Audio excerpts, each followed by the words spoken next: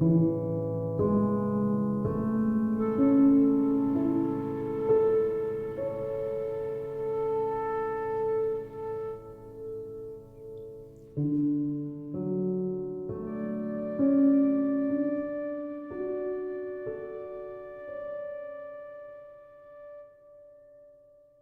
again.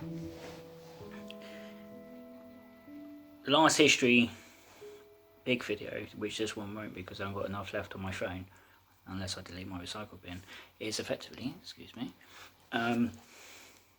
was about the Battle of Berlin 75 years ago this week, which culminated, of course, with not only the end of the war, the surrender of Germany, the end of the war in Europe, but 80 years ago this week, Allied forces, which were chiefly, of course, the British and Norwegians, were involved in the Battle of Norway.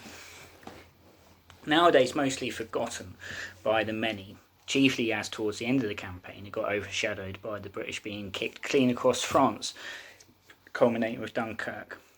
Norway was strategically important in terms of naval bases for either side really. If Britain had managed to help the Norwegians and occupy the north of Norway, it would have vastly affected Germany's chances in some respects by forming a blockade.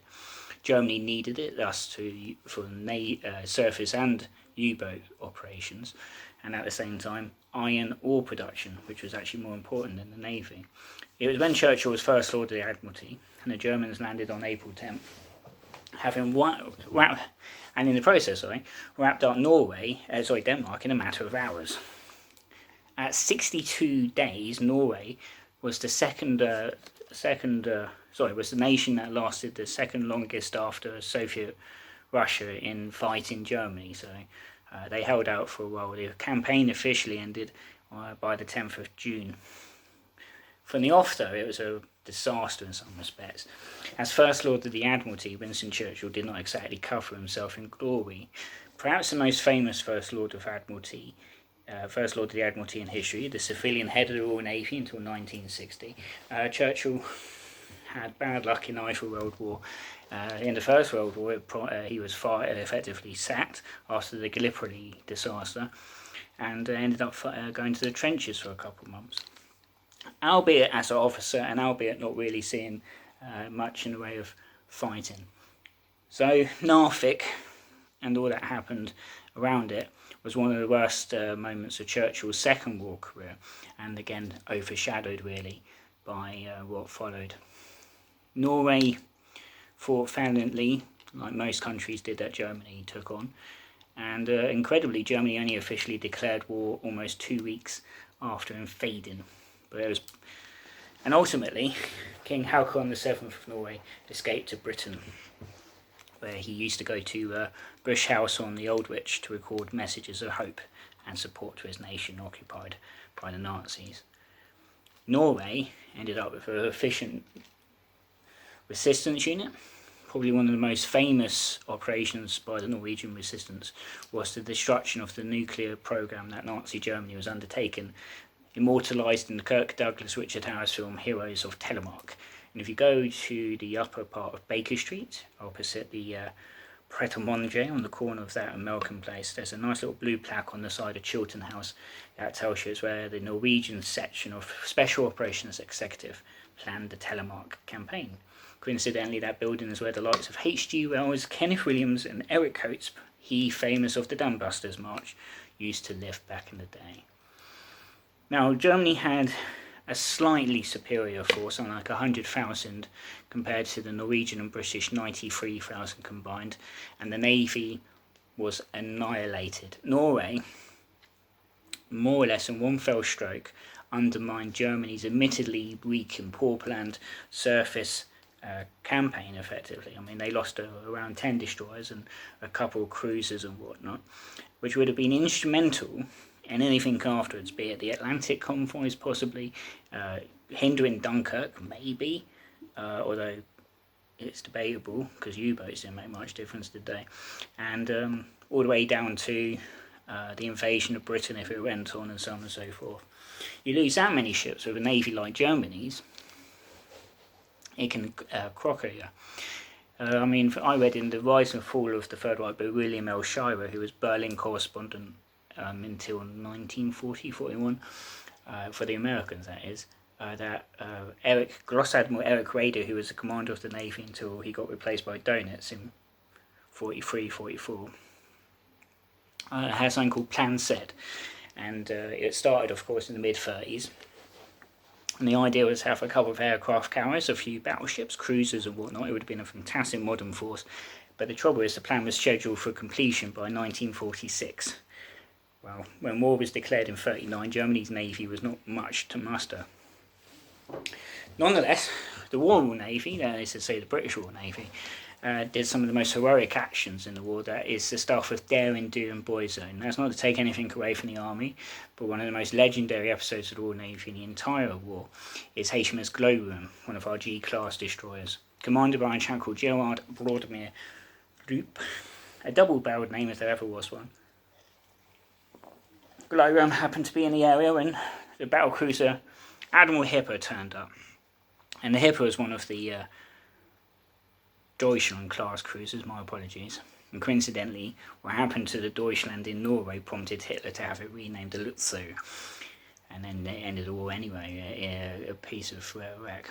Glowworm, there's photographs of her, engaged the Hipper, despite being vastly outgunned, cut her, and then, last action, they cut across the bows of the Hipper, making smoke, dug into the swell, turned to starboard and came at the Hipper on a dead-on collision course. Smashed into the side of the Hipper while it turned over. A few men survived indeed.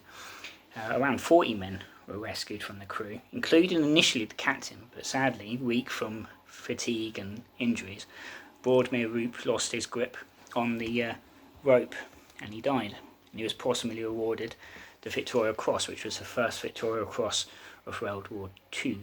Such was the gallantry of warfare that the commander of the Hipper found a way of messaging powers that be back here in Britain and commended the captain and the crew of HMS Glowworm in what they did.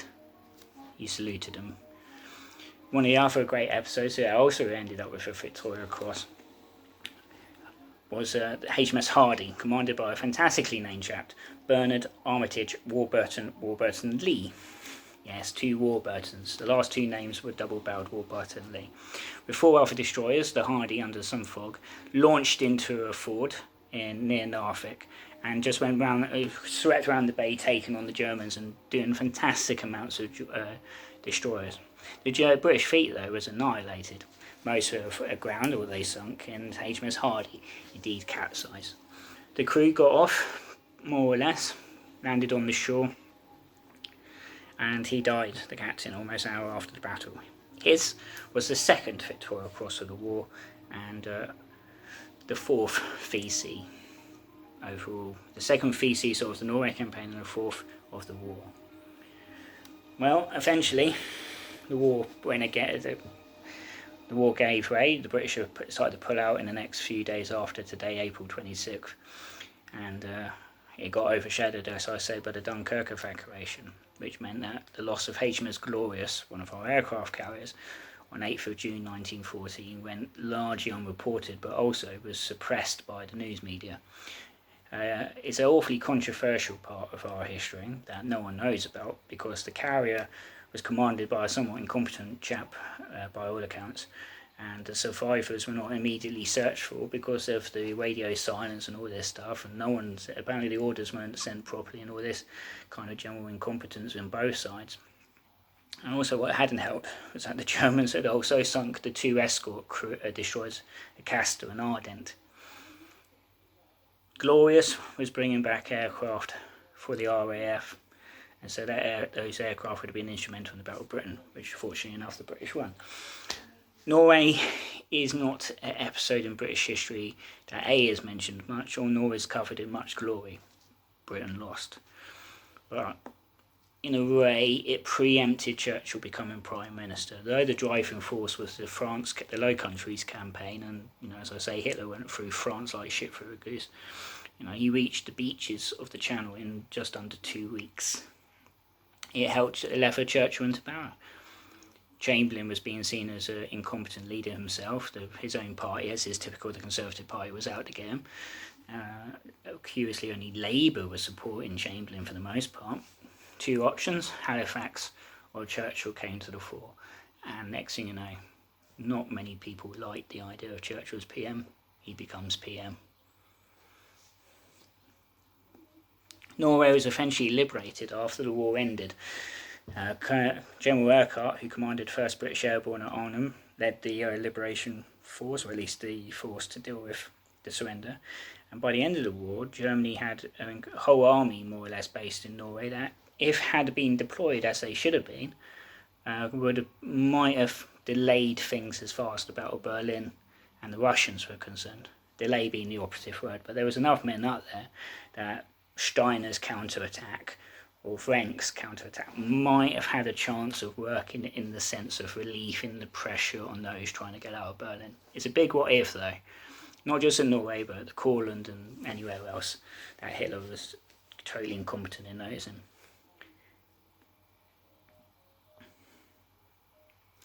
Every year since 1946, Britain in Trafalgar Square receives a tree as a token of thanks from Norway.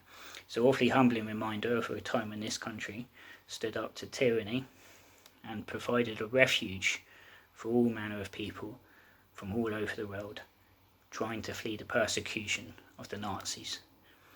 If you go into Hyde Park, just north of the Serpentine by a couple 100 metres, you should hopefully come across a big stone which is a permanent memorial and a permanent token of Norwegian thanks to the British. That is there all year round. Unfortunately, the writing on it is starting to go, but the tree I love, even though we're miles away from Christmas, and at this rate it might be the only thing I'm doing this year out of the house, it humbles me to think that, there's a country that still, probably they just hit the boxes now, like, have we done this year, have we had this party, have we done this, have we got the Queen's birthday done yet, have we got the tree sent to Britain? No one on the buses seemed to care when I pointed it out. Oh look, Nelson's column. Nelson's column's there all the year. We don't get a Christmas tree often, do we, in the year? I'm going to try and do something about Dunkirk, the Battle of France, Dunkirk. Might have to split Dunkirk into two, because if I go off on one, it might be a long video. And as I said before, we're going to do the Battle of Britain, which is something I was looking forward to this year, going out and about. And the Blitz. We'll be doing the Blitz all the way through, God willing, to May 2021, and then we'll be doing the Bismarck and all this stuff. So the anniversaries with World War II and actually enough are quite constant in a way. So this year's the 80th for 1940, the 75th for 1975, 45, and so on and so forth. So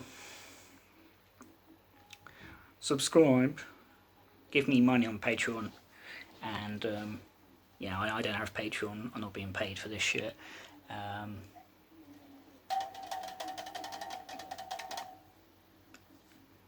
Goodbye.